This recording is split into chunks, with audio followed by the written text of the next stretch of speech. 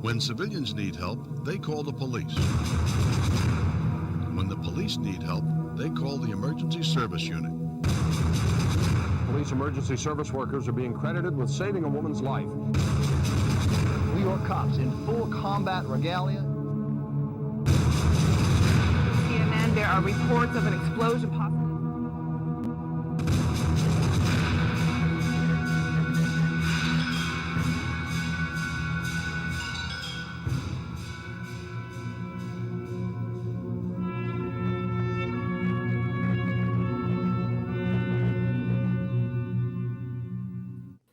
I always bust out that introduction for all the bosses in emergency. It's cool. It's a good one. I can't claim it as my It's own. Buffy. I love it.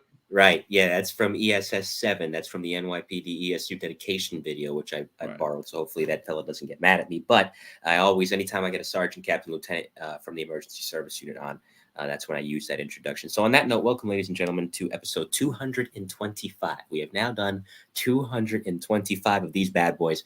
And we had a volume tonight, I should say, volume 24 of the E-Men inside the NYPD's emergency service unit. We hadn't done E-Men volumes recently. We were finally starting to get back into the miniseries. Volume 22 was Ray Ruiz. Volume 23, Patty Pogan, the longest episode in Mike the New Haven podcast history. And, of course, we have tonight's guest. If you haven't checked out the previous episode, that was with Ron Licardi, former housing cop, now a YouTuber, successful YouTuber, Duty Ron on YouTube, as you know him, over 100,000 subscribers. Good talking with him. And it'll be good talking with my next guest for this Volume 24 of the E-Men. He was both a police officer and a sergeant in the emergency service unit in the NYPD. So he knows the position of what it's like to be a subordinate in the unit and a superior, which is always an interesting perspective to have. He came on in 1983, and you could say the job is in his blood. His brother was on the job, so was his dad. He was assigned to the emergency squad originally in 1987. It was Truck 1 where he started out, and he was promoted to sergeant in 1992, spent a couple of years outside the unit learning how to be a sergeant, came back in 1994, stayed in Manhattan, but not in one truck, went uptown to Harlem, went over to 2 truck. And that for this volume 24 of the E-Men inside the NYPD's emergency service unit is retired NYPD emergency service sergeant Ken Bowen. Ken, welcome. How are you? Good evening, Mike. Thank you very much for inviting me, and I'm glad to be here and share what my life story is. No, it's great to have you. And this is one of the benefits of me having gotten on Facebook back in the spring. There's a lot of guys I knew of, but usually I'm still pretty active on LinkedIn. They weren't on LinkedIn. They were on Facebook. Makes it a lot easier to reach out. You were one of them. You knew who I was, which was nice. And sure enough, this has been a long time coming. So it's nice to finally get you here. So you were telling me this, and the timeline that you sent over was very detailed. And I can't thank you enough because it made it very easy for me to curate my talking points for tonight. You grew up in Brooklyn. Your dad was an E-Man, or not an E-Man, but he was a detective in the precinct where Truck 7 was, if I'm not mistaken. Correct. Okay. My dad, I was born in Brooklyn. Right. We settled in Old Mill Basin, Flatland section, in the confines of the 63rd precinct. My dad was a detective in the 7-5 squad, and my mother was a nurse in St. Mary's Hospital, which is in East New York. Mm-hmm. So there's a common thread there. My cousin was born. That's where they met. My aunt and uncle introduced them because she was my aunt's nurse when my cousin was born. Mm. So that's how they met. Right. And it's funny, Rick Martinez is here. Hey, Ken, looking good, brother. Great seeing you on here with Mike. Good to see you, too. Rick's a top-notch guy and a good man. Yes, he is. Pleasure to know and have served with him. Absolutely. He was on the show for Volume 7. Let me acknowledge just real quick, Joe Malika, I meant to send you. I was busy today. I was running around, brother, but I did get what you sent me. Thank you very much. I appreciate that, the card, and you. So apologies for not sending you a message earlier. I've just been very busy, but I very much appreciate what you sent my way. Joe's a good guy, always a big supporter of this show. So thank you, Joe. And Bill Kennedy, as he said he would be, he's here. Greetings all. Hey, Kenny, looking good, brother. Good to see you. Thank you, Billy. Appreciate your support. And thanks again, Billy, for letting me use that picture of you guys in Times Square in 1999. Jack Cambria is in that. The late Greg Abate is in that. That's the thumbnail for this particular video. So thanks for giving me your permission to use that. So I will say, you mentioned something, and it's funny considering where you ended up. When you were a little kid, the ESU truck actually scared you a little bit. Yes. So let me it was a big thing when I was like 5, 6 years old to go with Dad to the police station to see the police cars. And he worked in the 7-5 squad, and it was on Liberty Avenue. It looked like a castle. So the one day, I didn't know from nothing. We went, and he took me to the emergency squad, which was right in the building. And they had this big green truck, and I was scared to touch it, scared to sit on it.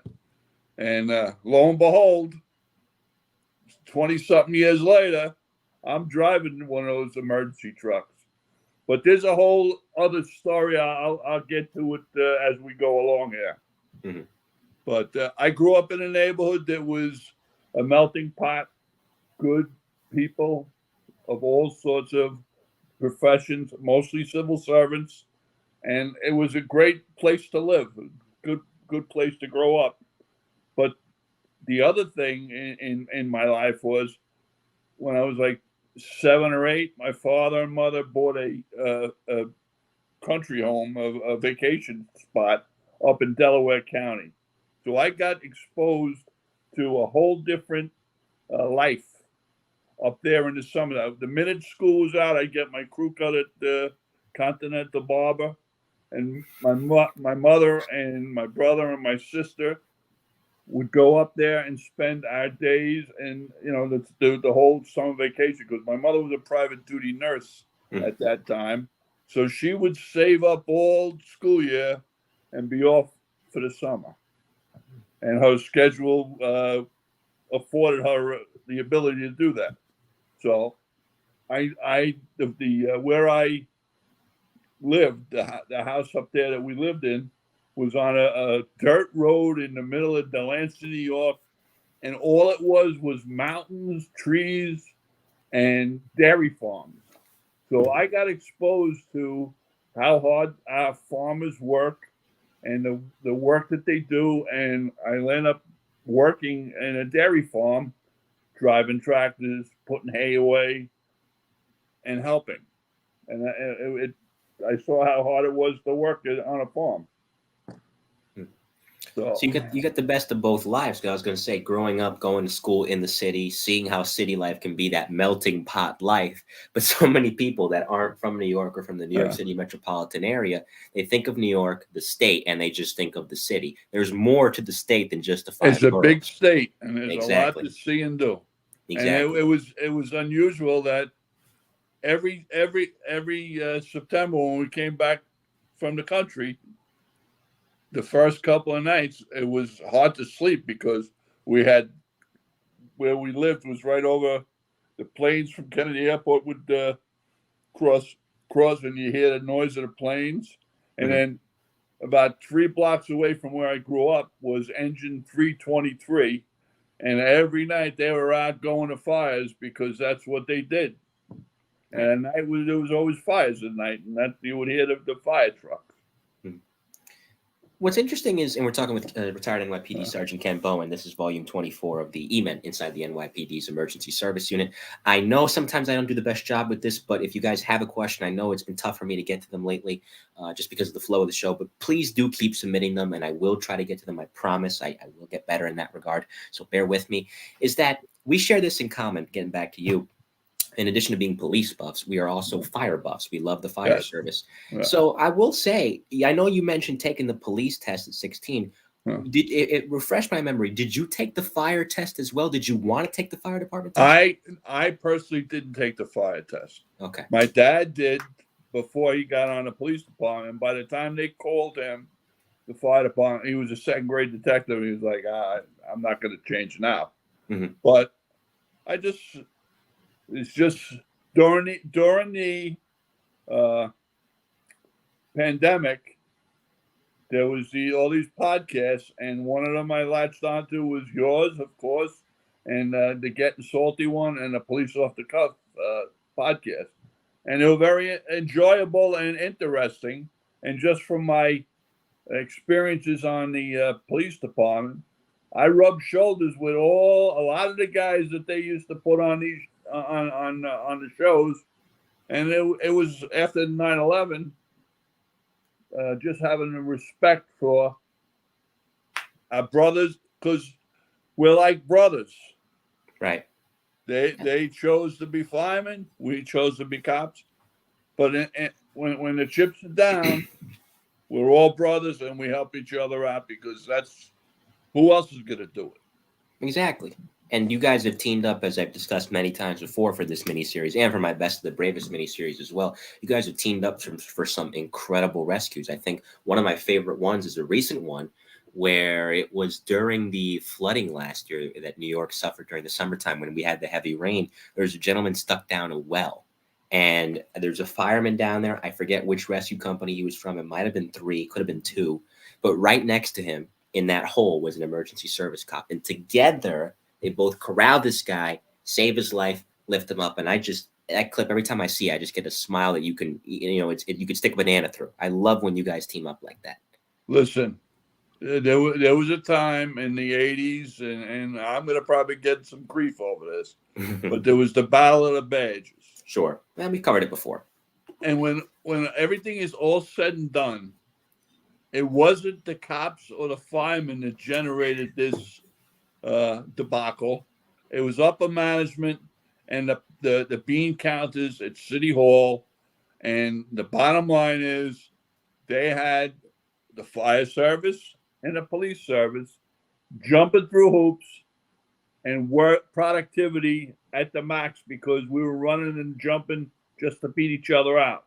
Mm-hmm. And it shouldn't have been that way. People could have got hurt. Exactly. And, my belief was if I got to a job and I was working there, I would hope that they would offer assistance. And if I wasn't needed, they would move on. There was some situations where it was needed. So I was fine with having them come and helping. Right. And I think that's most ESU cops. Billy Kennedy can attest to this. I'm sure Rick Martinez can too, and they're both in the chat. As long as you're there to help, I don't care. I mean, I know this would be my perspective. I don't care what department you're from, what unit you're in. Help me. I can use it. Exactly. Yeah. So there you go. But getting back to the start of your career, it started when you took, like I said, when you took that test at 16 years old. So you can't come on the job right away, not until you're 20. But that 4 years, even though you grew up in a good home, you had good structure, it's tough for a teenager in general because we all have that, and for lack of a better way to word this, and I say this more as an indictment on myself in my teenage years, we have that stupidity. We just do dumb things, especially as teenage boys. So tell me about staying on the right path and making sure you didn't do anything to jeopardize your chances of getting on the job from the time you took the test until the time the academy called you. Mike, I had Ken and Peggy. They were Mom and Dad. They were my moral compass.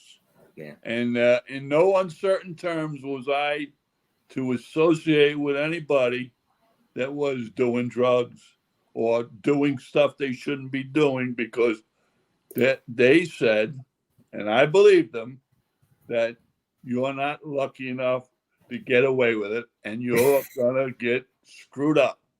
And if you want to be a cop or you want to be a civil servant, you get pinched or you get in trouble, you will not get the job.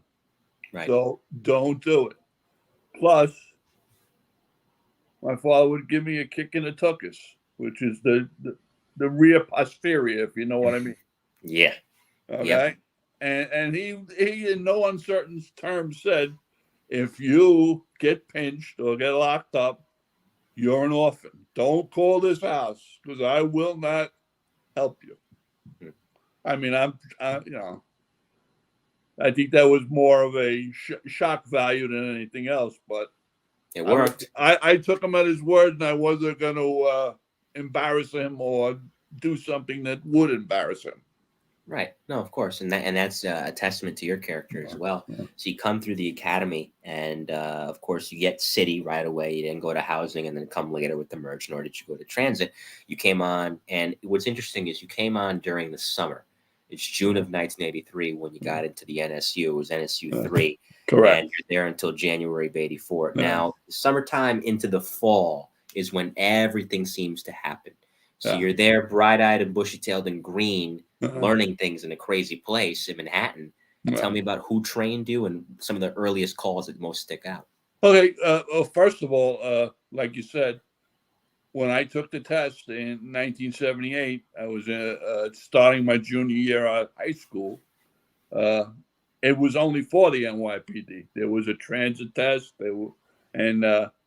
Housing went off the PD list, but I only took the NYPD test and the transit test, and I also took the bridge and tunnel officers exam. So after you didn't start getting how should I say it looked up and investigation until you were 19 and a half. And when they started that, that's when things started to roll around. And then I was able to get appointed at 20 and a half. And I was out in the street for a month before I turned 21.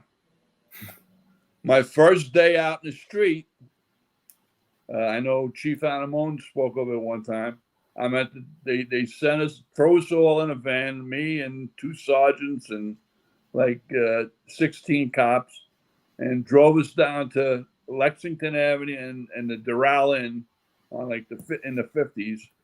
And there was a gaggle of young Spanish and Puerto Rican young ladies, and Menudo was staying at the hotel. And all I could liken it to was back in the 60s, before my time, the Beatles.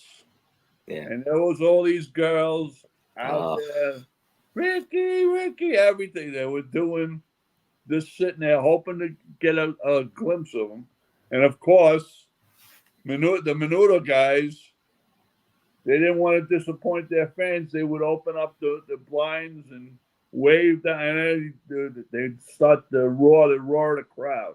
It was amazing. But then it was, of course, you're in Midtown Manhattan. You got the cameras. You got all the news outlets. And I laid up in the front page of the Daily News. I come home after the 4 to 12. I'm laying in bed. The next morning, my mother, what did you do? What did you do yesterday? I'm like, I don't know. I went to a demonstration, crowd control. You're in the front page of the paper. I'm like, oh, okay. I guess I had a good night, I guess. I don't know. Yeah.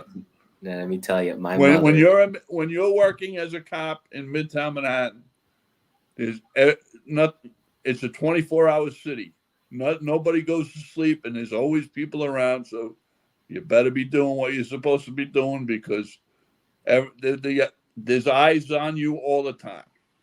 Yeah, no, of course. And it's funny because my mother got it, that you mentioned that when Chief Anamone was on Police Off the Cuff with Eddie Hartnett and Joe Fox, 3 men who I've all interviewed. It was nice to see guys who are also alumni of this show on with Billy Cannon.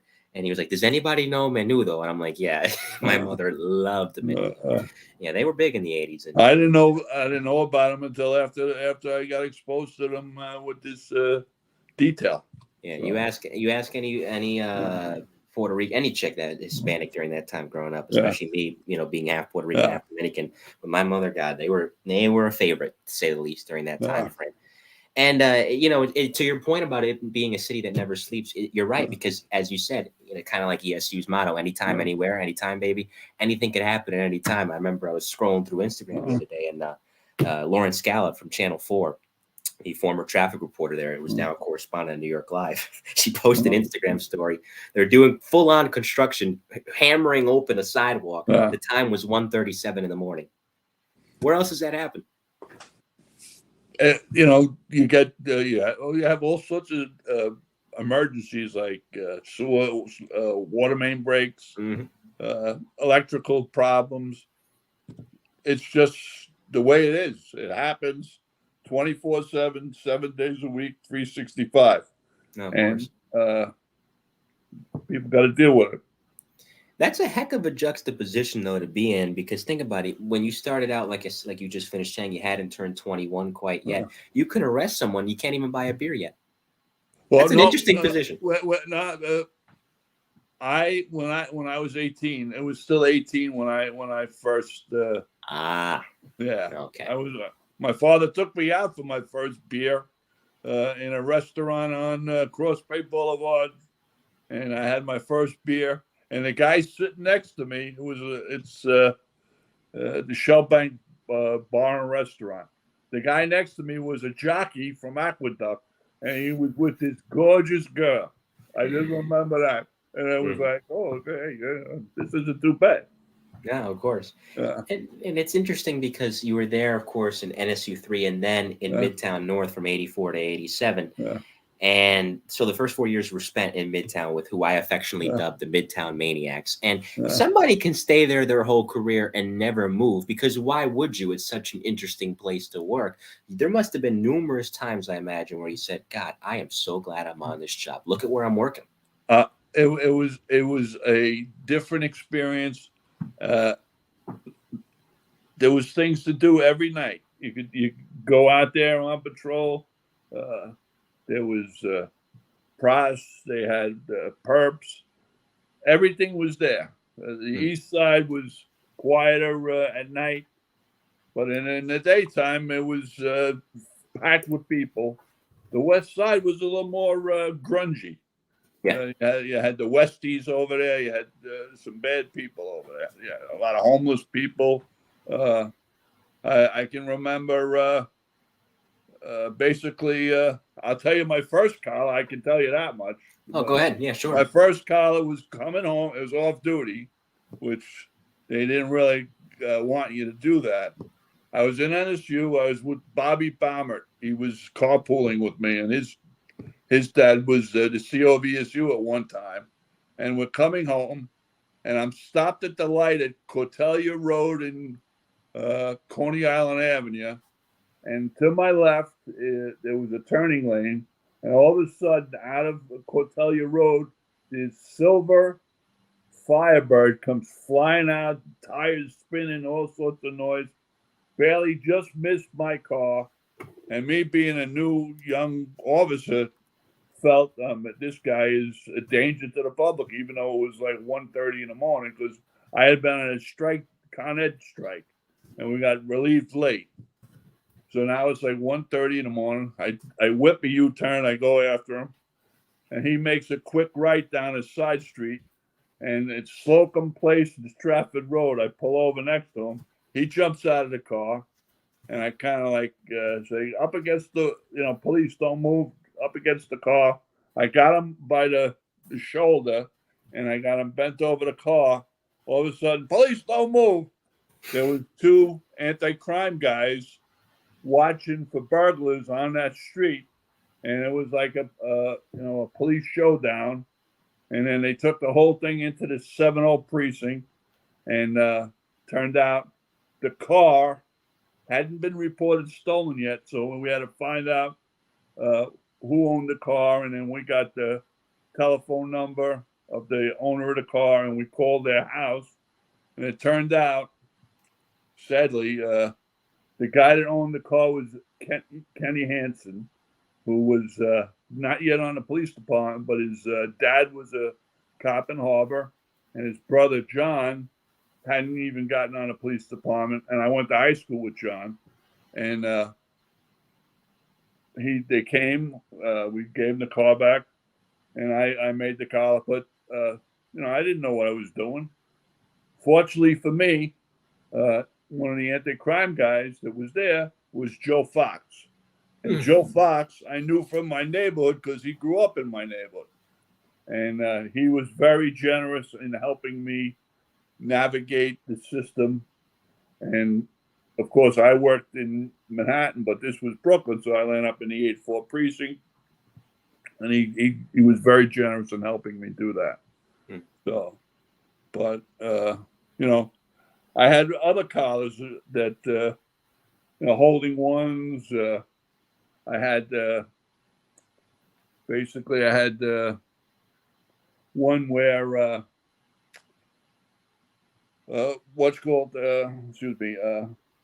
I'm on a foot post on 9th Avenue, and a complainant came up to me and said that he had been accosted by a homeless man.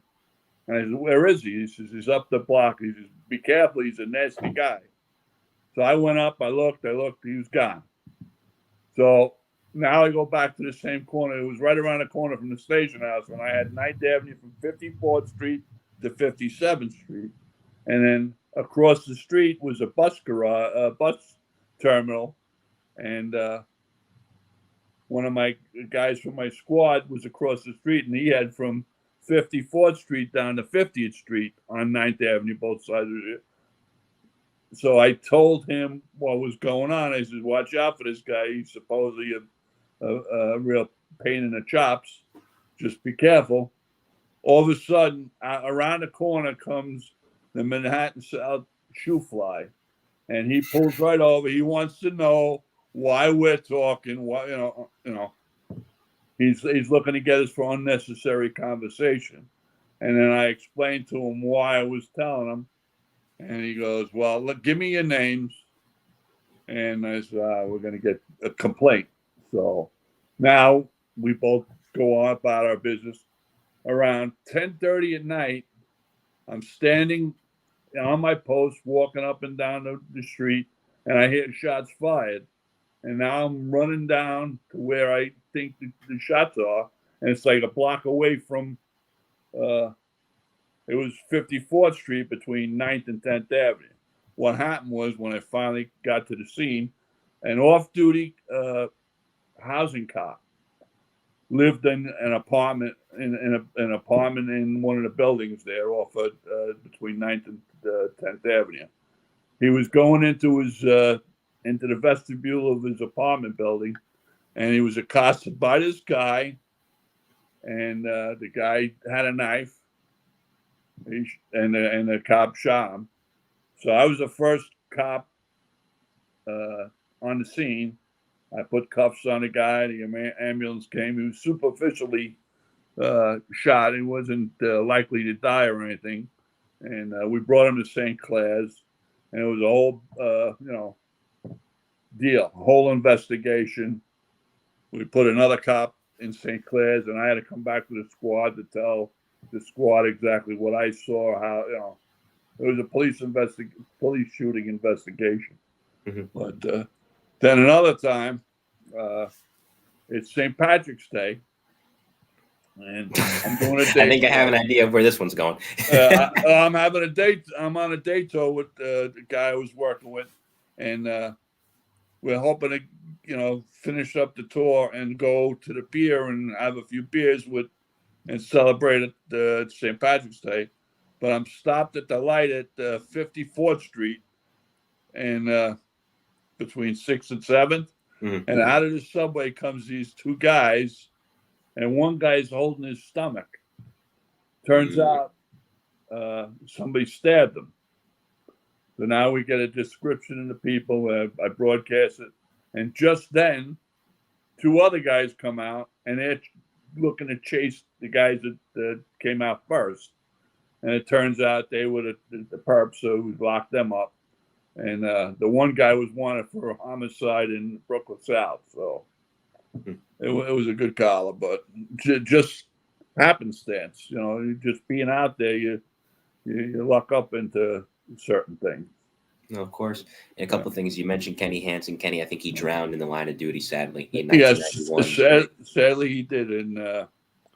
I wrote it down in 1991. Yeah, I think it was June of 91. Yeah, they were doing a training exercise. Put that. It was 1991, down in Lower Manhattan. Yeah, they were doing a training exercise. Kenny went under pretending to be a drowning victim, and something went wrong, and Kenny never resurfaced. And he was young. I think he was about 26 years old. Very sad, very sad. Yeah. And, listen to your point. Being out there, just by having your nose out there and by working, good things are going to happen. You're going to run into collars like that. But you mentioned the shoe fly. Before I get to you getting into ESU, it's funny because B, I'll get to the second part of the question in a minute, but I know Transit used to do this with their shoe flies. Did you guys do the same thing where if you wanted to figure out if a shoe fly was in the area, you would do a backwards count on the radio? No. Or was that just a Transit thing? It's probably a Transit thing. I just know that if the shoe fly left the precinct that they came from, we knew because somebody was a Aces Up in the North, or there would be something that you knew the guy was out and he was looking to hammer people. Mm-hmm. Now, if you're doing the right thing, you gotta worry. They can't. You got a clean conscience. They can't mess with you too much. Why'd they call them shoe flies? Where'd that nickname come from? That's what I was told they were called. So I don't. Gotta find out. Because they're a pest, I guess. Probably. Yeah, that makes sense. I guess. Yeah, that makes sense. So that leads us to 1987. Now, of course, you go from seeing the ESU truck when you were a kid and not being too fond of it to now you want to go to emergency, and this is at a time in which emergency is kind of beginning to really evolve. They've gone through a difficult 1970s. They're going through a difficult time. It's not too long after the bumpers incident in the 1980s, but technology's getting better, equipment's getting better, and as a result, there's more capabilities and responsibilities. What was it that attracted you to emergency? Was it wanting to do more? What was it? Here's the, of course, like we discussed, me being a kid and going on the truck, but in 1983, when I was in the NSU, I got sent. They have the test on a Saturday, so the night before, anybody that wants to take the test has off. So the whole late tour in the 17th precinct and most precincts were off. So NSU was like a manpower pool. So my whole squad ended up going to the 17th precinct. So when we get there was like 4 or 5 lieutenants working, and I ended up getting assigned to Lieutenant Richie Young. Now, Richie, who was a good man, he had been a cop and a sergeant in emergency service, and he's telling me all the stories about, ESU. And he said, at one point we had a job where there was possibly a man in the water in the confines of the 17th precinct. He says, "Here's what we're gonna do. We're gonna get this guy, and this is what I want you to do. Let's get there." And turned out it was a 90 X-ray. But that was another reason I always kept that in my mind, that I think this is something I would like to do. So you get there. Yeah. You get there, of course, and this is Sergeant Ken Bowen. This is volume 24 of the E-Men inside the NYPD's Emergency Service Unit. Happy to have Ken aboard. Long time coming to get him aboard. The STS at the time, and if I'm wrong, please correct me, for you it was 3 months? February to May? Yeah, it was about 6 weeks. Okay. And basically 2 of those weeks, 1 week was EPT school, which was at John Jay. That was a Monday to Friday gig. And then we had like a week and a half at SOD Floyd Flushing Meadows, because they were switching the time cards from FSLA to non-FSLA and doing all the cops and sergeants and all their time cards, because they needed to do it by a certain time. So that kind of ate a little bit of it, but most of the time was at Floyd Bennett Field with Sergeant Riley, Jeff Kelch, Tony Mandracina, and Steve Simsick. They were our instructors, and then we had some guys that did the hazmat, and basically they showed us the ropes. They showed us rappelling. We went to Seaview Hospital. We rappelled out of the tallest building in Seaview Hospital, and everything that you needed to know, they taught you. And then when you went to the truck, that's when the real training started, the on-the-job training. Right. And then they would bring you back. We went after a couple of months. You went for 3 weeks for EMT school. Another time you went for more hazmat training. And back when I first started in Truck 1, the trucks, the REPs, had a lot of equipment, but a lot of it was old and antiquated. And over the course of those 5 years as a cop, we got a lot of stuff, toolboxes. And like Patty said, Patty Pogan said, they brought in a lot of new the wizard tools, They brought in the grinders, all the Hearst tool, extra Hearst tool stuff, and it was a lot of stuff to play with, and that's what we did. We used it all on jobs. Was Kenny Winkler in your STS, or had he gotten there before? Kenny came a little bit after me. Okay, but man, he was a gem.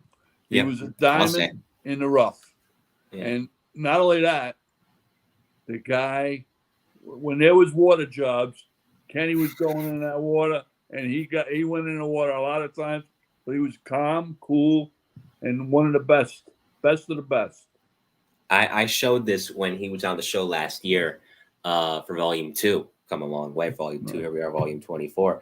And it was an episode of Cops, one of the episodes. Mike Core, they were riding along with Mike Core, and Mike pulled up to a water job where an EDP had jumped in. He thankfully survived, but he was looking for oil. And you would think, here you are wrestling with this guy in the middle of the water. It's pitch black out because it's nighttime. You can barely see the hand in front of your face. Pulls him up, and, Mike is asking Kenny what happened. And like he's just eating a bagel and coming out of a shower. That's what he sounds like. He doesn't sound like he's just been in the Hudson River. He's just like, he's looking for oil. He was the utmost professional, and he was a natural. He was a natural guy, natural E-man. Oh, yeah, I love Ken Winkler. Great guy. And that's the thing, to your point, at that time in Truck One, it's a difficult time to come in there because they had just lost Frank in January. So it's a little bit of a hard time. They're still trying to come to terms with his loss. Billy was there by that point. Obviously, you come in. Kenny comes in a little bit later. I think Mark DeMarco's already there. Was Billy Lutz there too? Billy Lutz came after me. Okay. I came right afterwards. That was in January. I came in February. By the time I got there, it was like May. And they were hurting, but generous and willing to train, and they were the best. I was told, keep your mouth shut, your eyes open, and listen, and don't be afraid to ask questions. Keep an eye on what you're doing, and just absorb, be like a sponge and absorb everything. To Billy Kennedy and Rick Martinez in the chat, if either of you guys talk to Billy Lutz on the regular, just pass off my number and tell him to please give me a call if he can at any point, because I'd like to get him on the show if you guys keep in touch with them. And if not, I understand. But with that said, DeMarco and Eddie Jurgensen, were, I know, the senior guys at that time, especially Marco. God, that guy felt like he was an E-man forever. So I don't know if you were in the same squad with him, but even then, did you gravitate towards him and Jurgensen? Well, when I got into Truck One, I went to the second squad. Okay. And who was in that the squad? guys that were in my squad were Vinny Fagan, and Glenn Panizzola. I was the third wheel. Okay. You ever hear that one? Third wheel. These guys were partners, and I was the third guy. Yeah. So every they would rotate. When we were working, a lot of times Sergeant Case would be working, he was a wealth of information. The commander. Very generous. Rest his soul. He was the best. Yeah. He was the commander. And you learned so much from him. He was the kind of guy you wanted to be if you made sergeant. You wanted to emulate him. Because he was just so calm and cool and a good, decent man. But I have to say, when I got there, we worked at the 9 squad chart. And so you worked with everybody. So depending on what week it was, what tour, you would work with all these guys. And I tried, my thing was, you watch, you see, and then you apply. Okay? The good things you keep. The bad things you discard, and then by the end of a certain amount of time, you got a bag of tricks like Felix the Cat, and that's how I did things. I watched, I looked, and then I applied, and I was good with. I may not be able to do things right away, but once you taught me how to do it, I picked it up pretty quick, and you just have to apply those things and have a sense in maybe this would be the right way to go. There were certain jobs that you have to do it this way, like elevator job. First thing you do is turn the power off. Okay. Some would say you press the button to see if it's working. But if people are already calling, you're getting 4 or 5 calls that the elevator's out. You know it's not working, so you go turn the power off, and then you figure out what you're going to do past that. But like I said, the guys in one truck, I was very blessed to work with real good guys. I went to the truck out of my SDS class with 5 or 6 guys, and we all got scattered amongst the different squads. But then after a certain amount of time, you got to work with everybody, and it was a great thing. You always knew when you first, Sergeant Casey made sure that we all knew that you're not going to touch a gun until he felt that you were worthy and that he could trust you. So you always had the tools. I learned how to get into doors and wrap doors down, used the battering ram. Plus, you also learned how to spin cylinders and pick locks. Carl Russo was a guy in 6 truck who used to do STS refreshers, and he taught all of us how to work the lockpick set. It was great because then when you were finished with the job, you were able to secure the door back. You didn't have to damage it. And the key was you got called by the cops because they needed your help. Now, after the job's over, you want to be able to secure the property so that they don't have to stand there because they're going to say, what did I call this guy for? If when they're done, they leave me with a mess.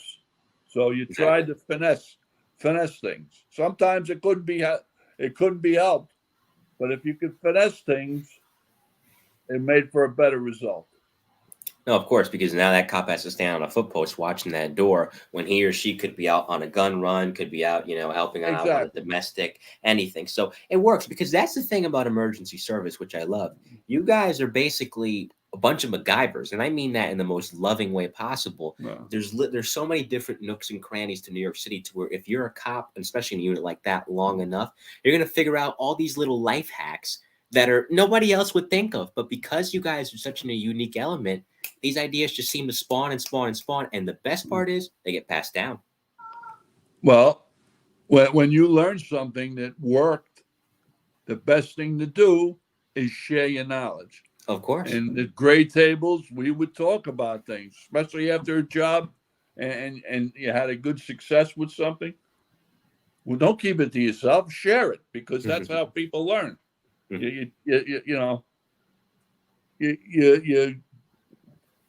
Some guys would call it a rice bowl.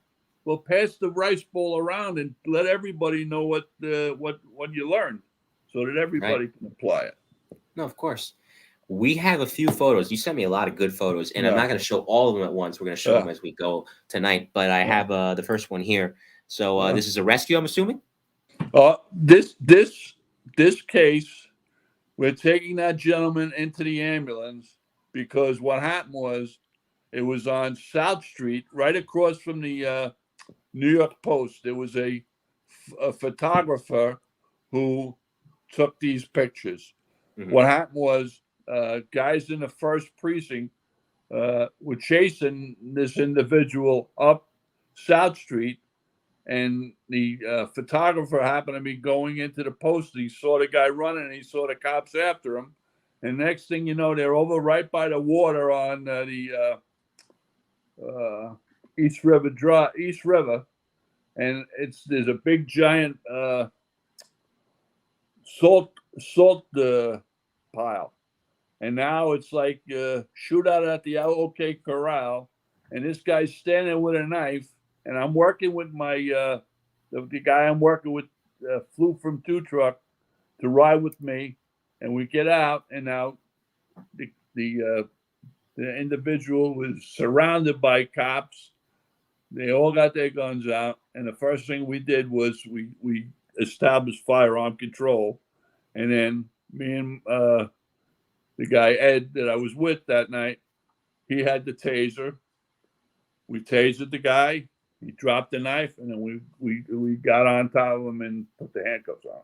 But those pictures. It was like a photo essay, basically, and the guy won an award for those photos. As he should. It's a heck of a photo. And this next one I love. If you were an E-man in the 70s, 80s, and 90s, every E-man or E-woman, for that matter, seems to have a photo like this. And you're on the bridge, and look what's in the background, the Twin Towers, of course.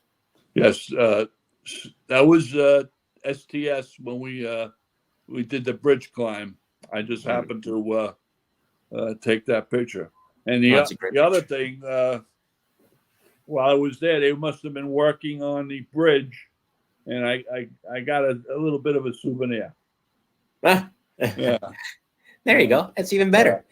And this third photo right here, what's happening here? That's the story I just relayed to you. Oh, that okay. was the first part of that story is him getting tasered. If you can see off to his by the bottom of his feet, there's a knife. Yep, you see the knife there. Salt pile. And he was basically it was like a standoff, and he was, as the cops approached him, he started to put the knife by his stomach, and in the background the sergeant from the precinct has a fire extinguisher, as we used to call it, a water cannon. And to Ed D'Alessandro's right is Billy Kennedy. Billy Kennedy was there, myself, and we tried to basically, we were able to save this guy's life by tasering him. Because sorry, go ahead. He was going to try and stab himself. Right. I didn't mean to cut you off there. My apologies. Yeah, that's all right. For those of you, I was going to say, for those of you that are going to listen to this on the audio version and won't watch on YouTube, I'll describe what the paragraph, or what the paragraphs, I should say, below the photo say, and says as follows: thought the odds, it begins on that particular page, hence the awkward start to the sentence, were that he would plunge the knife in, but the emergency service cop fired the electric gun just in time. The guy dropped like a sack of potatoes, which the photo demonstrates. He's laying down, as you just heard Sergeant Bowen describe, in a salt pile with the knife by his feet.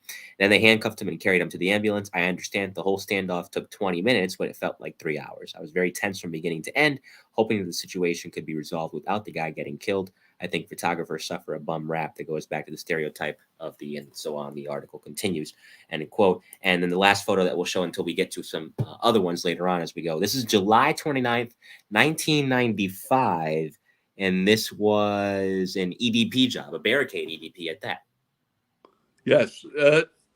It was a gentleman that he ended up stabbing himself. And basically, we sat there for 7 to 8 hours until the powers that be decided that we should go in. We probed a lot, and basically we popped the peephole. We're trying to gather intelligence to see what was going on. And finally, we did go on, and he was laying there, and that was that. That's not good. But listen, there's nothing you can do about that. That's why I'm not making fun of them. It's terrible. They're in that state, but that's why they call them EDPs. They're disturbed. You didn't make them disturbed. They're disturbed, from the moment. Our plan well, before you guys got there. Yeah. Our plan is to try and negotiate and talk and gather facts and what's going on, and then come up with a plan and hopefully have the person surrender. And more times often than not, that is the case. But there's just those certain occasions where the person listen, like I said, they're already disturbed enough as it is. It's not that you guys are pushing them over the edge. They're over the edge already, So it's just a matter of taking that mental tumble. And unfortunately, some do, although most, because of what you guys do, don't. I was going to say, just to switch subjects for a moment, in talking about working in one truck, right there in the heart of Lower Manhattan. Yes, there's a lot of rescues because naturally they're always doing construction. So anybody that can get themselves stuck under something, have something fall onto them or fall into something, yeah, there's that aspect. There's so many high rises. Think about what you had 87 and 92, your first stint, the towers, the Trade Center, Yes. Empire State Building, the Chrysler Building, and take out those landmarks. Any tall building that's in Manhattan and make your pick, there's hundreds of them, would be the tallest building in any other state or city around the country, around the world. And here you are, and all those buildings are in one place. So tell me about high-rise operations according to Truck One. Well, depending on the situation, what you have to come up with a plan. Say, somebody fall at a construction site, they fall. Now you're going to be doing a rigging and high angle rescue. It depends on the circumstance. You just have to look at what you have and decide, like we spoke of earlier, what the next course of action is. Some guys love the rescues more. Some guys love the tactical stuff more. Some guys, they like it evenly. There's a perfect balance for them. To which side did you lean more? I personally, I like the challenge of everything. Doing, as long as we had a good resolution in the situation, I was happy to try everything, because that's the best is when you can do it all. Of course. And in a unit like that, you do it all. And that's the funny part about it. You can go from a job like the one you had where there's the EDP in there for 7-8 hours, or somebody that's threatening to jump. Now you're going to a building collapse. Then you're going to MBA. Detective squad calls you up. We got a perp here. So no two calls are the same. And that's one of the many things. Exactly. We had a lot of animal jobs. I had, I remember getting called to the 17th precinct one morning. Me and my partner at the time was this guy, Larry Phoebert. And we go in, and the 17th precinct is there. And he says, "Oh, we got a snake." Now, I'm not a big fan of snakes. That makes two of us. He didn't mind. So I start talking. What's going on? Where's the snake? Oh, he's in the bathroom. Turns out the snake was about maybe 14 inches long. And my partner goes, "Oh, it's this kind of size." He was good with snake identification. And now the two occupants were Swedish Brazier models. So I said, "Okay, where exactly did you see it last?" And behind the toilet was a wall. And the tile, where the tiles had been, because it was a ramshackle apartment a little bit. Mm-hmm. The tile behind where the toilet were broken. The snake probably was in another apartment and came down through the wall and into their apartment. So while he was fiddling with the snake, I was trying to ascertain and do psychological first aid to the models to make sure that they were right. That's part of the deal, is psychological first aid, right? And if you guys, and we resolved the situation.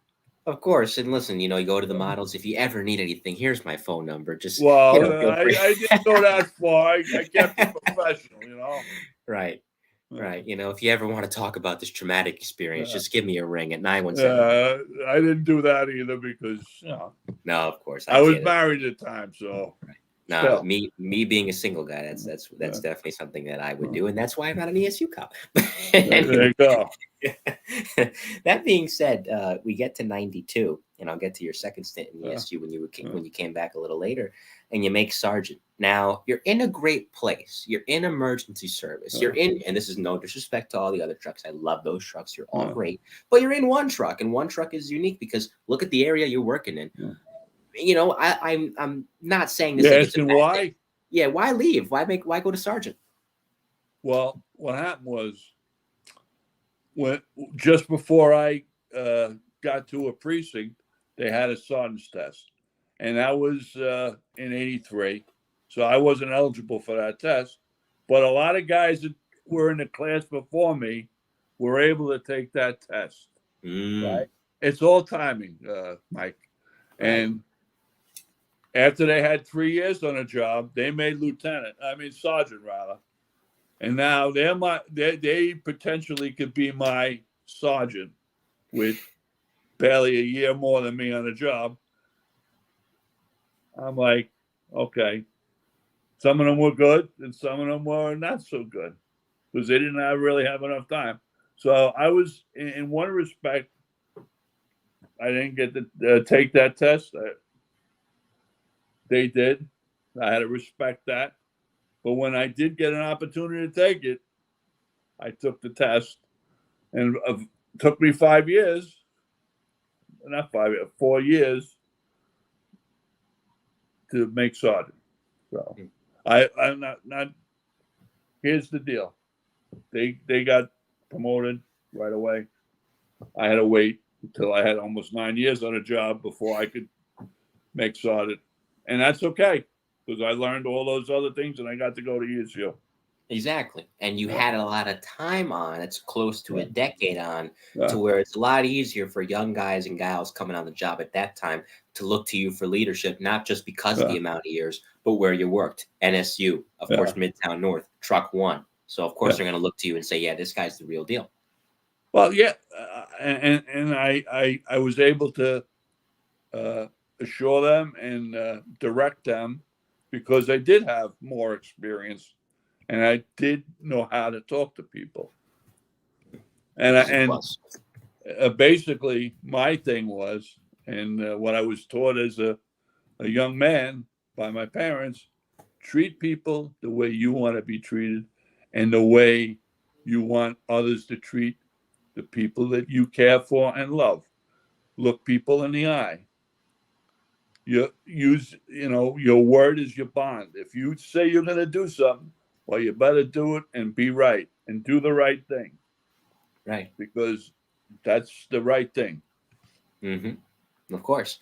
And in those 2 years that you were a sergeant, well, not outside of emergency before you got back to emergency as a sergeant, you were back in the borough where your dad, of course, worked as a detective, not the same precinct, but in that borough, the 8-8, the 8-1. Now, I know what precincts were jumping during that time. I know the 7-3 was jumping. Obviously, the 7-5 is always jumping. Was the 8-8 and the 8-1 just as rocking back then? Let me just back up just a second. Sure, the day I got promoted, my brother got promoted the same day. Oh, that's nice. That's wonderful. My brother Ed. We both got promoted, and we both went to Brooklyn North. He went to the 7-7. I landed up in the 8-8. The 7-7 was much busier than the 8-8. But any given night, the 8-8 could be busy. And I did late tours, so it was a little busy at night on the late tours. I learned a lot.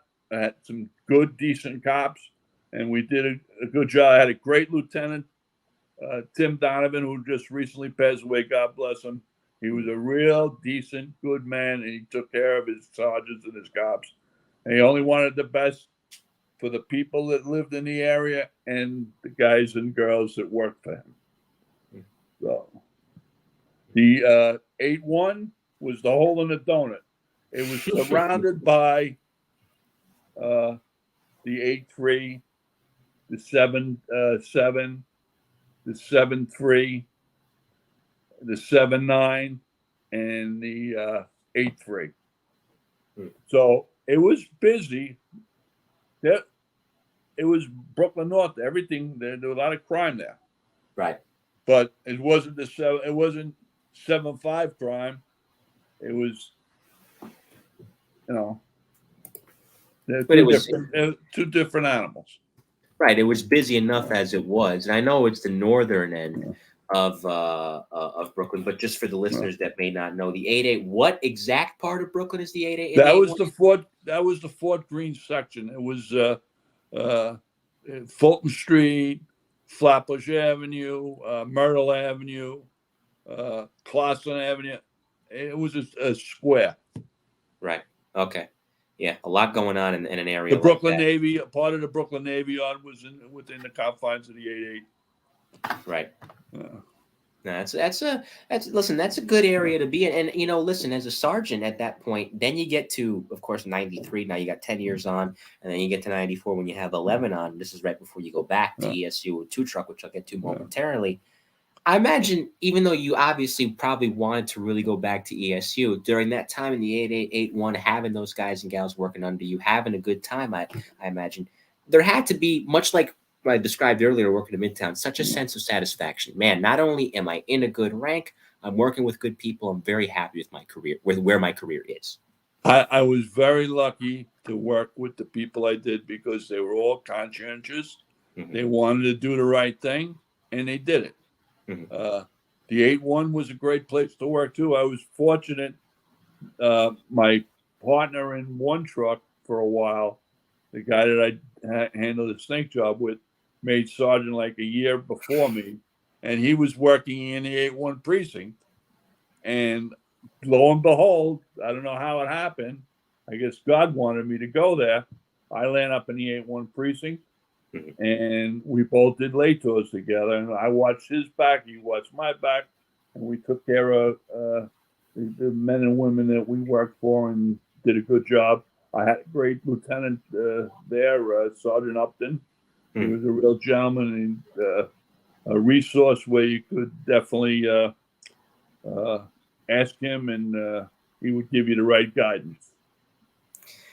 So coming back to ESU at the tail end of 94, you don't go back to truck 1. You go to truck 2, which is a great truck, one of my favorites. And I'll ask you, listen, it's weird to go back to a truck where you're supervising the guys you worked with as a cop. Is that why you preferred to go to 2, or was there other reasons? Well, what happened was, this was during the time where housing had started to work with us in emergency. Yes, the absorption. It was just before the merge. Mm-hmm. And what happened was one of the sergeants that was in truck 2 from housing was going to be promoted to lieutenant because they had made an agreement with the sergeants, housing sergeants benevolent and the lieutenants benevolent from housing, that whoever was on their list to be promoted would get absorbed in the rank that they were promoted to the ranks that they wanted to put them in. And this guy, Owen McCaffrey, got promoted to lieutenant. And it just so happened, out of coincidence, that me and him were in the same academy class. He was in my company in the academy. So it just strange coincidences that happen in life. That was a beautiful thing. And housing rescue was easy to absorb because it's funny. I was actually talking with a former member of housing rescue earlier. Me and Stefanakis were on the phone for about a good half hour earlier. Good man, Steve. Shout out to him. Good friend of mine. Yes. Sorry for his loss as well. Okay, of course, our condolences to him on the passing of his father, and at the age of 92. And with that said, it's funny because he said it was easier to absorb them because there was only 36 of them, and they had literally just started at the end of 93. Whereas with transit, it took a little bit longer to absorb them because I don't know how big the rescue was, but they've been around a while, so I imagine it was pretty big. But that's just it. When you get there at the tail end of 94, that process is starting. 4 months later, in April 95, then you get all the EMRU guys. So you picked a heck of a time to come back there, Kenny. Well, I was afraid I wasn't going to be able to get back, and it turned out I was able to, thank God. But a cop is a cop. I don't care what patch you have. Mm-hmm. I love them all. My mother's brother, Michael, was a transit cop, and he rose up to the chief of transit police before he retired. I had 2 cousins that were transit cops. So I had an uncle that was my father's brother was at NYPD. It didn't matter to me. Okay, there was some jocularity that happened before in the like 80s with EMRU and Truck 1. There was some bumper stickers, and it allegedly got a little twisted. But when you sit down with a clear head and say, they got us. Okay, that was funny. Right. In the grand scale of things, it doesn't mean anything. It was just a little jocularity, and take it as that. And I opened them up with loving arms when they came. And I was very happy to have them. I had Steve Collins, who was in my squad. Ann Lyons worked in the truck. Anita Rosado, Kevin Flanagan. We had Vinny Martinez from housing, John Feckman from housing. They were all my guys and girls, and I was happy to have them. I will say, it's interesting, of course, in talking about those guys coming over because they had their way of doing things, but eventually it worked. And the chief you mentioned, are you talking about Chief Mike O'Connor? No, Michael Ansbro was his name. Michael Ansbro, okay, because I know there was a Michael O'Connor who ran transit right before the merger. Yeah.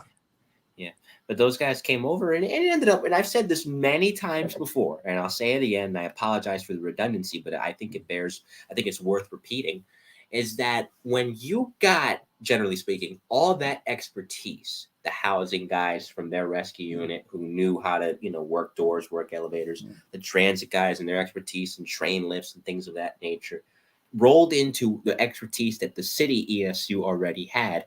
And this is the part where I'm going to sound like a broken record. 1995 to 2000, right before that terrible day in 01, that I think was the apex of ESU because you had so much knowledge and you had that right balance of people who had a lot of time on the job, albeit starting out with a different department, but still so much to learn, but so much that they learned that they were passing down. That 5-year period might have been the best stretch in ESU history. Well, I have to say, when I went through SDS in 87, there was 2 guys in my class that were from EMRU. Great guys. They shared what because they had already been in EMRU, so they had done some work in EMRU. They had more experience in the rescue realm than me. Why wouldn't I want to learn from them? I'd be a fool not to. Right. So then it was Sergeant Joe said. He did the man under school. He was a wealth of information, and he freely shared it. He didn't keep no secrets. He taught us. So why would you not want to avail yourself to that kind of information? You're only hurting yourself if you don't. Right. And I think Joe said because transit rescue started in 1977, I believe, October of 77 or 78, one of those 2 years. I know it was around that timetable. I think Joe said it was an original transit. Like when they started that, I think he was one of the first guys in.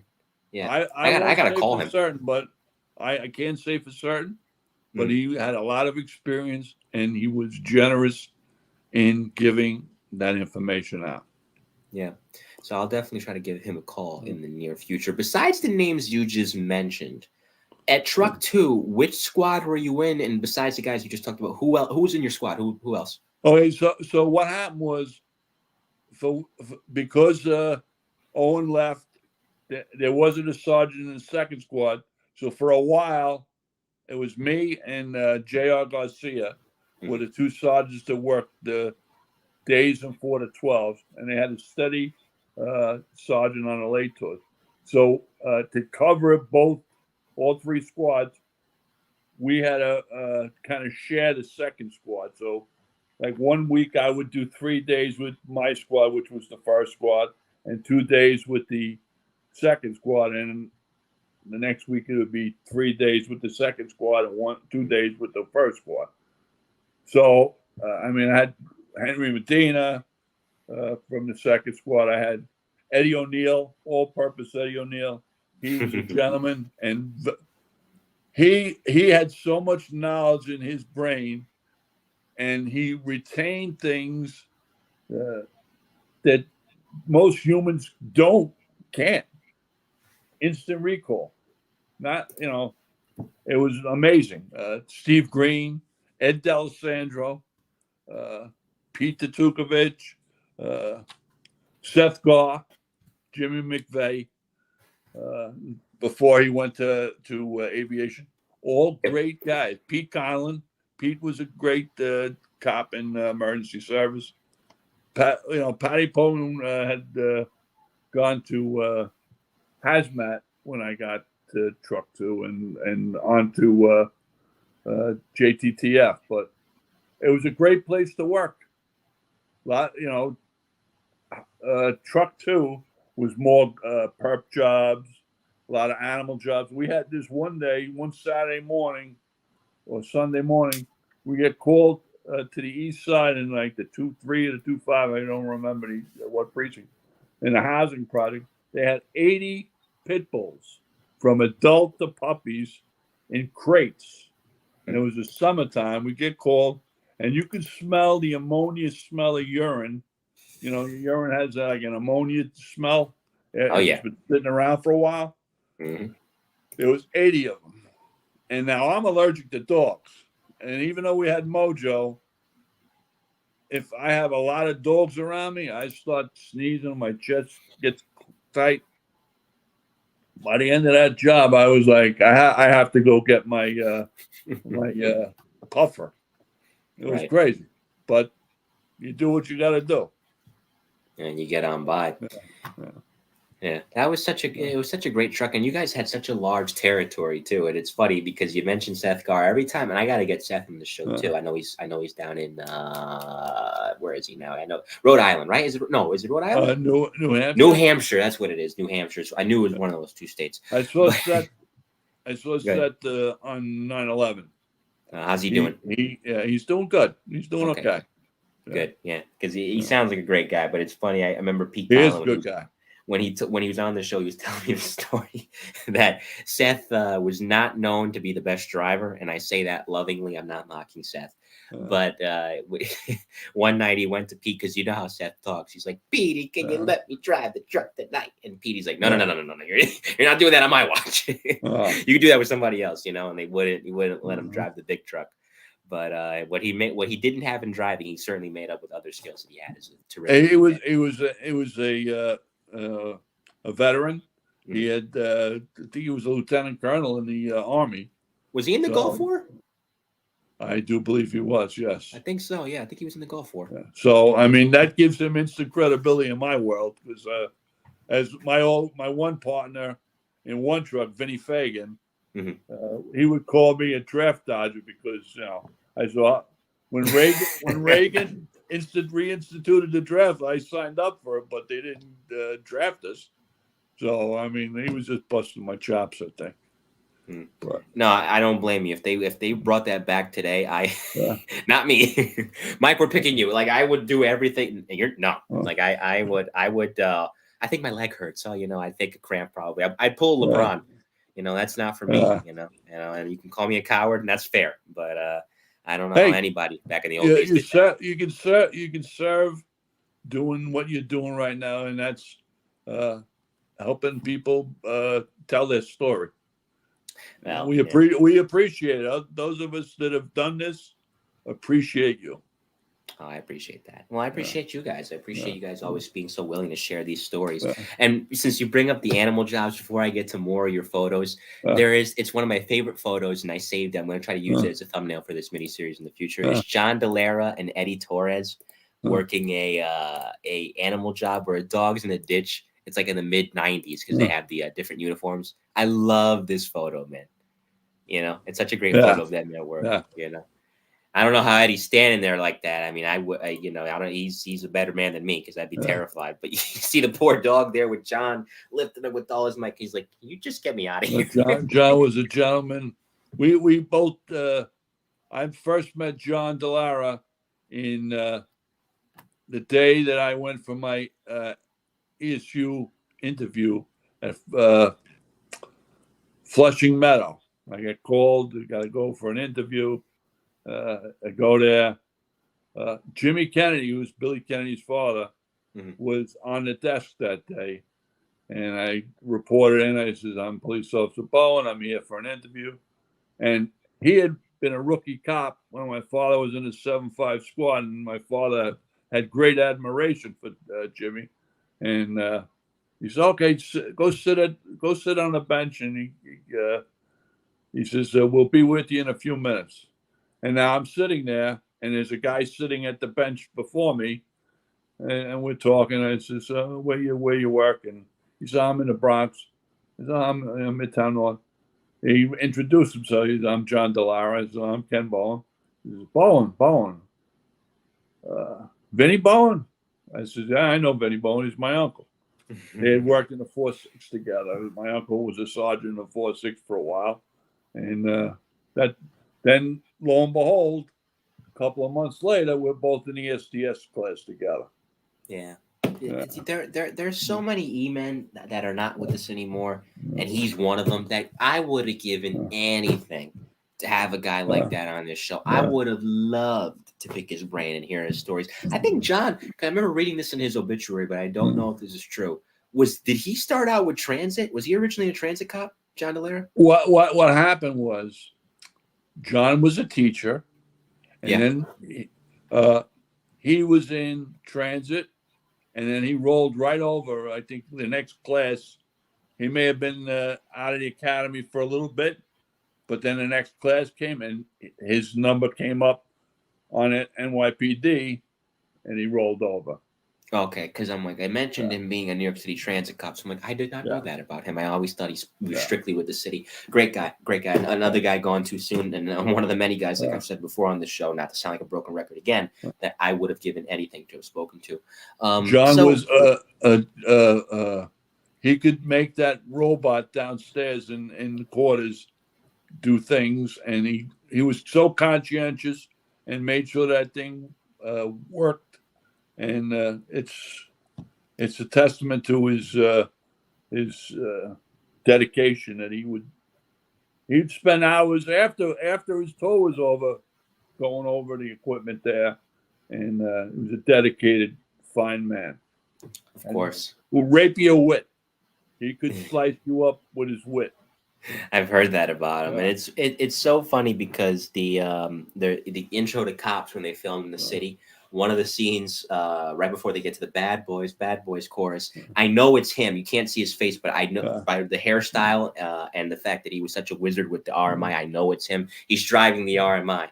You could see him driving the RMI, and he was so impressive. He was ahead of his time.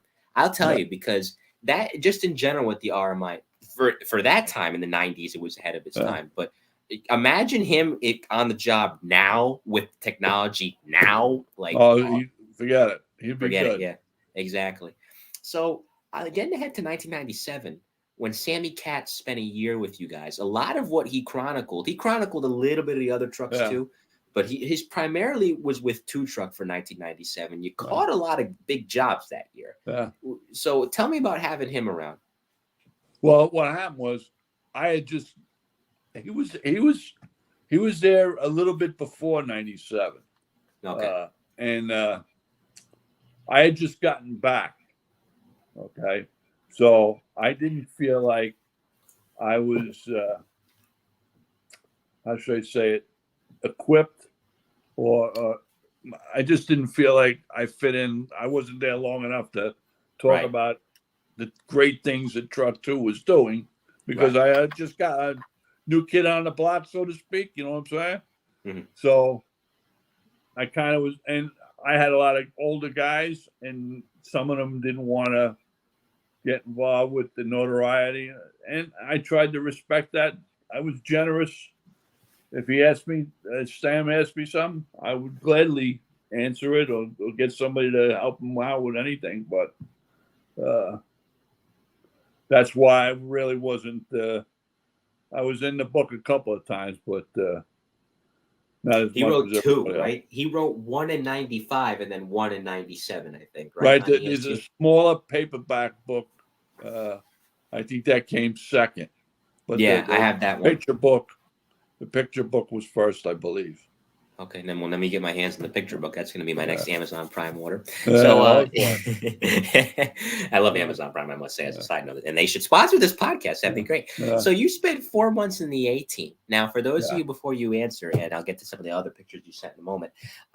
Before you answer, for those that don't know and aren't familiar with the NYPD Emergency Service Unit, there is a part of the ESU unit where different cops will get rotated in there from citywide, different trucks throughout the city, and they'll spend somewhere from, I guess, 4 months to even 6 months in what's called the A-Team or the apprehension team, which, unlike other trucks, which handles variety of things, rescues and tactical assignments. This is only tactical assignments, specifically warrants, high risk warrants at that. So tell me about those 4 months in the A team. Okay, so basically, what they did was there was a steady group of one sergeant and there was like 5 or 6 cops that worked the A team, and what they did was to augment that, because they did warrants in the daytime and on the evening shift. What they did was supplement those steady guys with a team of cops from trucks. So eventually, all the trucks would send a squad of people to augment that steady group. And some of what would happen was, like when I went, I picked a couple of guys to be on my squad, and then I got two or three guys from the steady guys, so that they kind of helped pave the way for what we were going to encounter over the course of the months that we were assigned there. And then basically we went to Floyd Bennett Field and did some tactical training and resharpened our skills. And then on a Monday, we started to do warrants. And depending on what warrants were scheduled for that day, we would do, depending on what squad you were working. It's funny because I remember reading in that small paperback book, Anytime, Anywhere, that some of the guys on the way to the warrant, when they're in the back of that heavy van, that armored van, they're playing the SWAT theme and singing on the way down there, or the Bad Boys theme.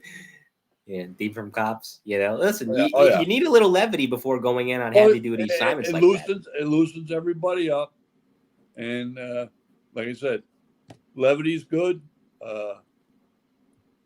And then at the end, after the job, you have a little critique and discuss what we could have done better, what we can do next time to be better, what went good, and apply it to the next time.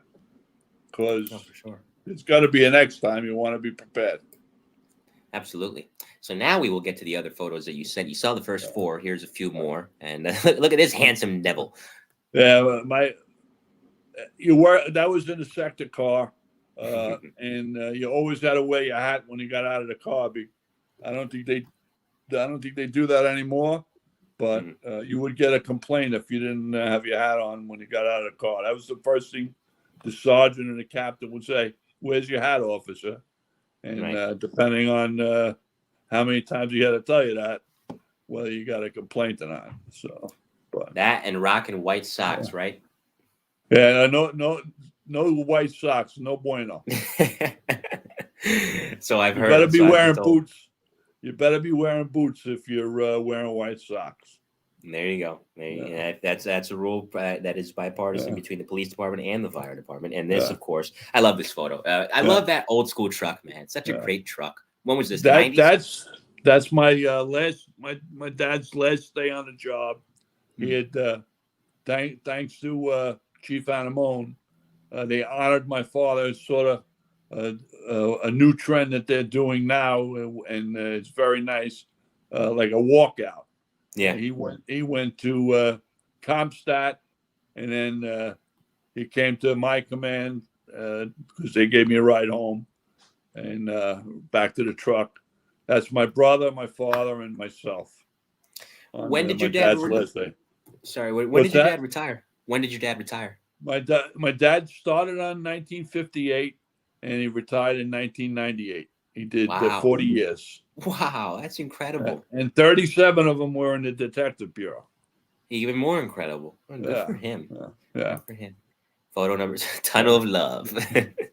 that was at in the 6th precinct. We had it was a restaurant worker that I guess lost his mind, and he shot at somebody in the restaurant, and then he had an apartment above the store, and after he shot the rounds, we had to go and try and get him, and he was barricaded in his apartment. He shot through the door, and basically it was a Cecil B. DeMille for a couple hours, and then we finally went in and made an arrest. And this one is truck 2, and That's this truck was when? 2. That was probably, I'm judging from that, it's probably 96, 90, 98 maybe. 98, 99. Who's in besides you, obviously, who's in this photo with you? It's Bob Joyce, Freddie Martucci, Tommy Driscoll, and Steve Elter. Okay. All right. Good photo. And let me get to this one because I don't want to forget to share it. And Billy sent me this photo earlier. It is you. And let me get the exact description that he's texted over so I could read it aloud here. And thanks, Billy, for sharing this photo with me. This was, if I could pull up the text exchange I had with him. Here it is. You, him, obviously, and Tim Frawley, Sergeant Tim Frawley at Truck 1. Yes. And I was probably working. We were in different squad. Billy was in the first squad and I was in the second squad. So either one of us, I don't remember exactly. It's a long time ago. One of us was working overtime. I don't remember which one. I think it might have been Billy. Look at his tie. Maybe it was him. Yeah, he looks like he's working overtime in that photo. Yeah. I kid, of course. All the love, Billy. Thanks for sharing. Neither one of us had a comb either for our hair. Working in a city like New York, I don't blame you. After a tour, I'd probably look like that too. This one I love because I always forget that I love. First of all, I love those '90s Chevy Caprices. That might have been the best fleet you guys ever had. But I forgot that you guys drove these too. With I could see the emergency squad ESS logo on the side. It was called the Fly Car, and I was working. I was covering Manhattan. I was usually lieutenants did it, but that was probably a Saturday morning, and I was U4, and I was going to get the mail. And my parents lived a few minutes from Floyd Bennett Field. I stopped by to say hello before I went to the Floyd Bennett Field.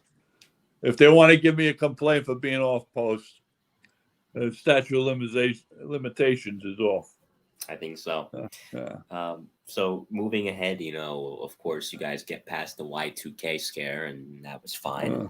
2000 was a relatively mundane year. I'm sure there were jobs, but there wasn't anything crazy that year. And then, we have 9/11 and working in 2 truck, obviously 3 guys from 2 truck. Well, 4 if you count Vinny Dance, who was flying in that day. He was flying from 3 truck. Didn't return. John, Joe, Sergeant Curtin, and Vinny, who was flying. And there's the pile, and there's that time. And you left the job in 2003. You'd gotten down there, you worked that pile. It took a lot out of you, I imagine. Had it not been for that day, I always ask this to anybody from FD or PD who retired right after, how would you have stayed longer than 2003? Well, the plan was that I was going to retire at 20 because I was going to try and get a job at the Mint at West Point. Okay. I thought I might have a connection there. But after 9/11, that connection, they weren't hiring. All they were hiring was veterans. Okay.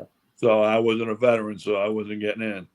So, but basically, first I want to say is, unfortunately, John, Joe, Mike, and the other guys from the emergency were some of the best people. And the other cops, they all went there to do the right thing. And they were sadly lost, along with the firemen and the poor souls that were just going to work that day, and they lost their lives. Joe, John, and Mike were in the 3rd squad. I was in the 1st squad. And 1 week I'd see them for 3 days when we relieved each other. And 1 week I'd see them for 2 days. I look forward to seeing them because it was always a lot of fun. Okay. They were great people, and I loved them dearly. Joe, I was a sergeant in the 8-1, and Joe was a detective in the 7-5. Okay. I didn't know him, but I used to see him all the time because the 8-1 housed the E-cab, which was like where a cop would go or a detective would go to process their arrests by video conference. Mhm. And he would come, always had a smile on his face. Hey, Sarge, how you doing? And then I asked my brother, do you know this guy? I described him. He said, oh, that's Joe Vigiano. He's a great guy.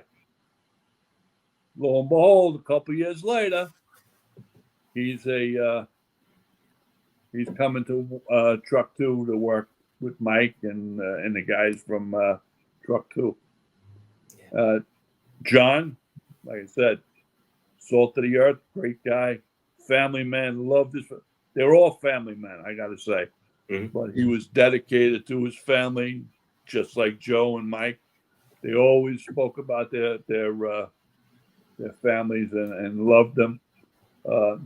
Mike, he was a Marine. He painted quarters, and I don't know if you were in quarters upstairs in the sergeant's office. Winter camouflage. It was white with black and gray, and we kept it. It was still there when I retired. He was a great guy. He always treated his guys top shelf. He used to cook them breakfast, and he used to cook them dinner. Although he did use like jarred sauce, I would have made fresh, but he still did it, and that's got to count for something. Oh, for sure. I was, after 9/11 and going on the pile and everything, and just trying to keep the rest of the people, because now Mike's gone. I had a new sergeant in the second squad. I had to try and bring him along, and myself, and then we finally got somebody for the third squad. And the late tours, we had Mike O'Keefe. He was great, but there was a lot. It was busy. It was very busy that year and a half, 16-hour days, 6 days a week, but between the anthrax and the extra runs, everybody's scared. The public, I mean. So calls for service were up off the roof. Plus, we're sending guys down to dignitary things. Somebody had to watch, guard the mayor, his place. It was a lot of work, but it was a work of love, and we tried to do the right thing for the people of the city of New York. I think you guys did. And I think it's a testament, because I'm about to say, for you guys and the bomb squad, I can't imagine what your 2002 must have been like right afterwards, where, as you said, it was through the roof. And I always think about, and this hit me when I walked into Two Trucks quarters earlier during the summertime, because I said to my brother, I was like, wow, if we came here in 1997, 1998, like, we would see Mike Curtin, we would have seen Joe, we would have seen John. Yeah. And I was like, I turned to him, I said, these guys once worked here. Like, it's not the different quarter. It's not like Yankee Stadium where they tore it down and built a new one across the street. Like, no, this is still the same quarters. These guys once walked around here. So it humbles you. But I always think about what must have been going through their minds when they pulled out in the REPs that day and the big truck down to that scene. What must have been the conversation? All I can say is, I know that they wanted to get there as fast as they could. Oh, for sure. Do as much good and help as many people as they could. They weren't even thinking about themselves. Maybe in the way, way back of their minds, they were there to help people. And God bless them all. And it was a pleasure to know them, and I think of them every day. There's not a day that doesn't go by that I don't say a little bit of a prayer and think about them and wish them the best. And it's tough. It's tough to They were great guys, and I miss them. Of course. And I thank you and everybody on air and off air that tells me stories about them, because I feel like I knew them. I feel like even though I never had the honor of knowing them, I feel like I have a bit of a better connection. I'll tell you a Mike Curtin story. Please do. Yeah, absolutely. Mike was a great guy. He was dedicated. He was a sergeant major in the Marine Corps. That gives him instant credibility as far as I'm concerned. Mm-hmm. Just to be able to attain that rank and that amount of respect. So I'm working a 4 to 12, and Joe was doing days. No, I'm sorry. I was doing days. He was doing 4 to 12. And sometimes some guys, they forget and they leave stuff around. Well, apparently, Mike left his hat around somewhere, and somebody grabbed it and wrote something on it. It did so. I don't recall exactly what happened. Now, the next day, he comes into work, and he's giving me the silent treatment. I'm saying, "Hey, Mike, what's going on?" He's looking at me because he thinks I messed with his hat, and I'm like, "Mike, he wants to throttle me, basically." And I couldn't, in good conscience, let that happen.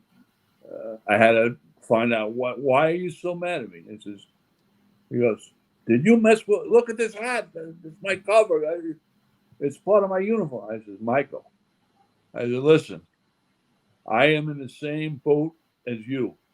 Okay, I swim the same boat as you.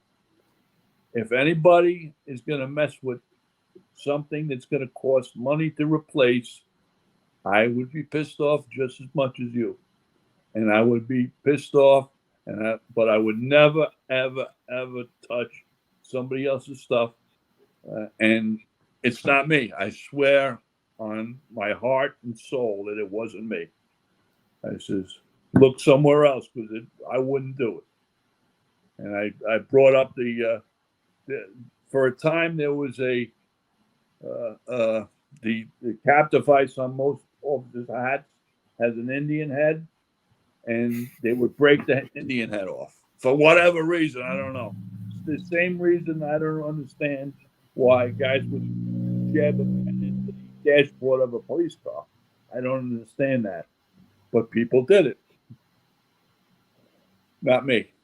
I wouldn't mess with anybody's property because it doesn't belong to me, and it's going to cost them money to repair it. Why would you do that? It's self-destructive. Right.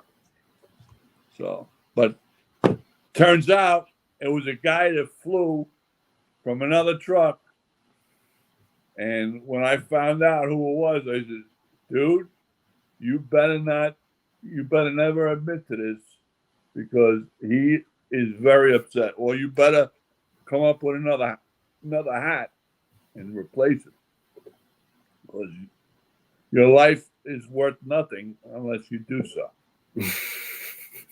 And I'm sure he did. Or hopefully he did.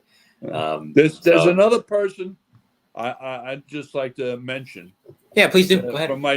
From my days in one truck, the guy that's locker was to my right was a fella named Kevin O'Rourke. Kevin was a cop with me. We went through STS. We used to call him the Wizard. Now, Kevin was a very smart guy, a very handy guy. He fixed old cars and whatnot. He would do anything for you. He made sergeant after me. He worked in the 2-3, and then he came back to be a scuba sergeant. But when he was still a cop in one truck, he used to carry all his stuff in the plastic milk crates. Yeah.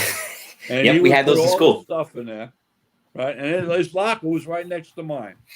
And then one day he's in there, and he's trying to hump this plastic milk crate up on top of his locker. And I go to him, "Kevin, when's the last time you looked in that milk crate?" He says, "I go in there every day when I get stuff up." I says, "Look at it again." I says, "There's about 25 pounds of metal weights, free weights, in the bottom of that thing. He says, you're denting the top of our lockers with that damn thing.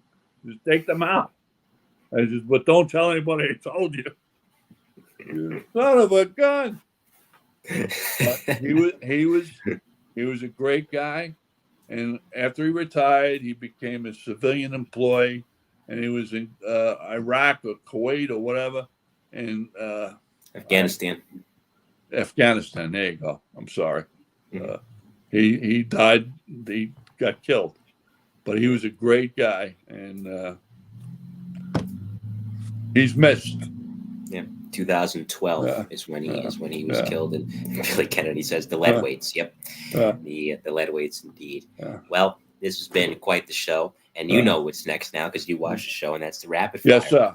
And it is now time for that. 5 hit-and-run questions from me, 5 hit-and-run answers from you. You can say pass if you want. Here we go. First, the funniest call you ever responded to. Okay.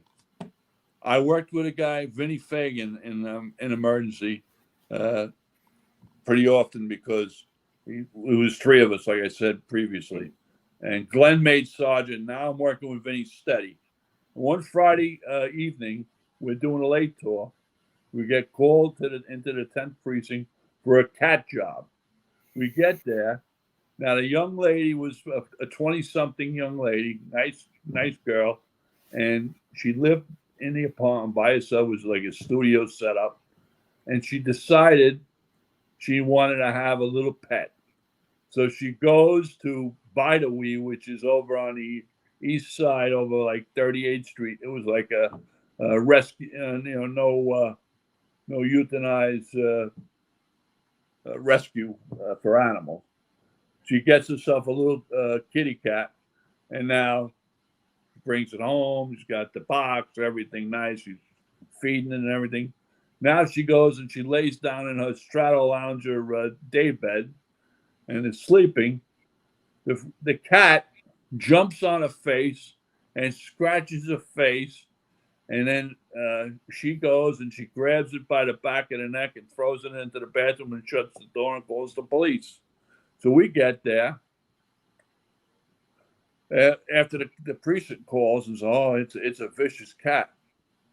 So we get there, and now I'm pretty new. I'm still learning how to handle animals. And then he goes, "Okay, it's your turn. You go get the cat." So I open the door, and now I feel like I'm on a safari here. I go in, and I open the door. I see the cat. It's in a tub. I reach down with the noose. I get the noose. I get the cat. Now it's like a fish on a hook. And it's up and down up the tower walls, and it's moaning and yelling and screaming. And I said, "Now what do we do with it?" He goes, "Hold on a second." He gives it a little shot of Ketasette, which was basically what we used to tranquilize. And then he says, "Here's the hamper." And he puts it in the thing. I shut the lid of the hamper. And now we go out, and now the thing's, sleeping. And we go to the lady. "What do you want us to do with the cat?" She says, "I don't care what you do with that damn cat. I don't want to ever see it again." And I'm like laughing. Here's this little, she's doing the right thing, one a companion, and then it didn't go the way she planned. No, I thought it was pretty funny. That's why you get dogs instead. I'm a dog guy. Dogs are better. Oh boy. Second, funniest colleagues you ever worked with. Oh, forget about it. There's so many of them. I mean, Billy was a funny guy. John Harvey. I can see that. Yeah. This guy, John Harvey, he retired out of the bomb squad. Funny guy. I'll tell you a story about him. Hopefully he doesn't mind, but we had this sergeant that worked in one truck. His name was Bob Connolly. Now, Bob was a detective, and then he made sergeant. He worked in Queens, and Commissioner Ward was riding around in his car and got pulled over for driving while intoxicated. And the cops, they were a DWI detail. And they says he recognized him right away. And it was before he became commissioner. And he was like a political appointee at the time. He goes, "I'll take care of this guy."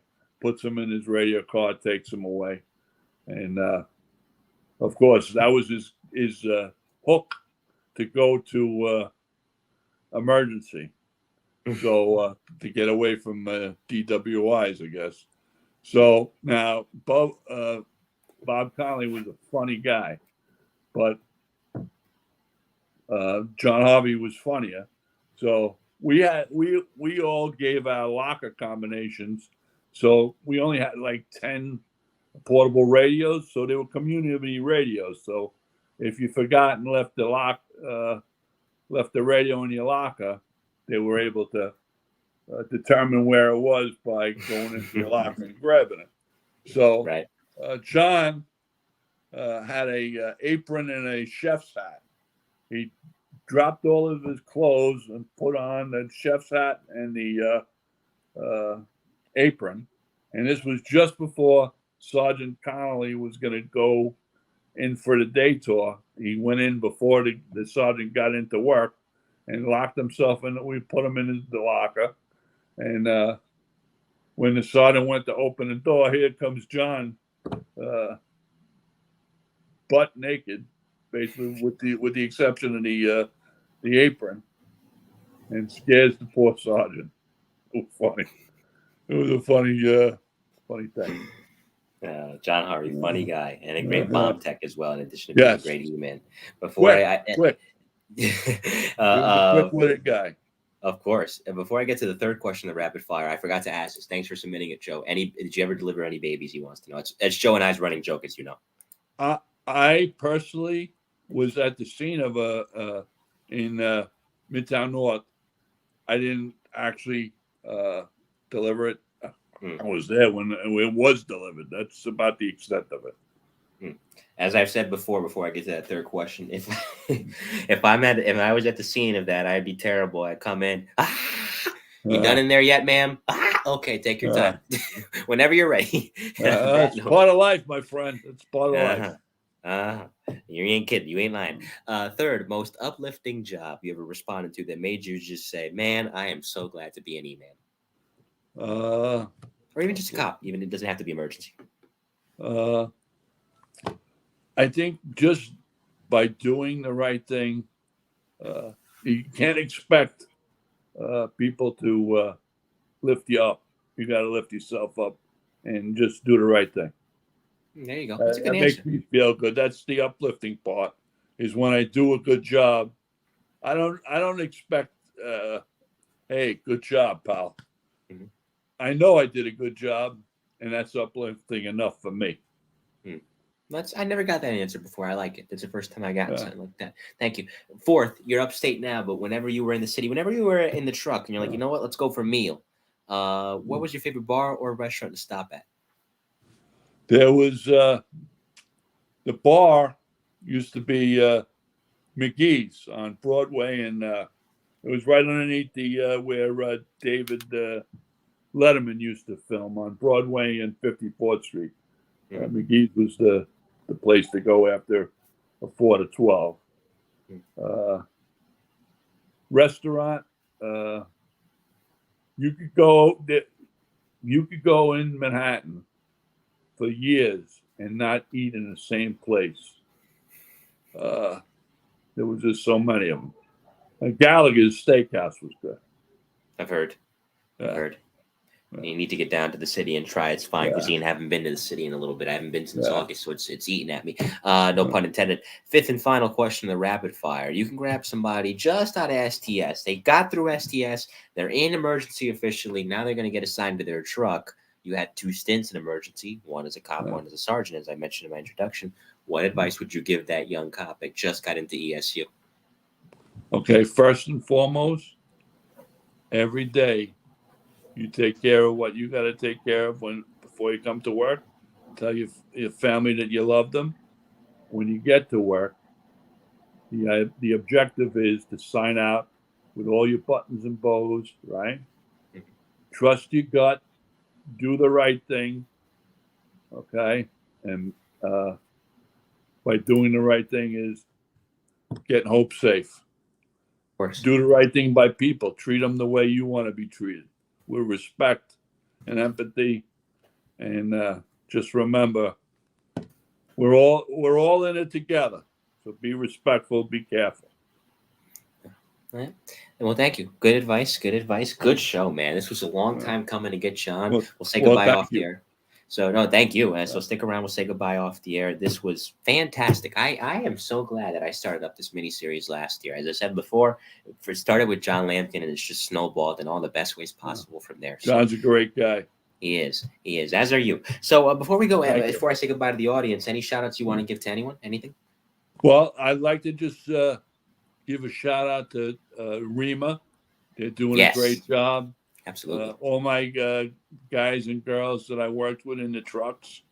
It was a giant family.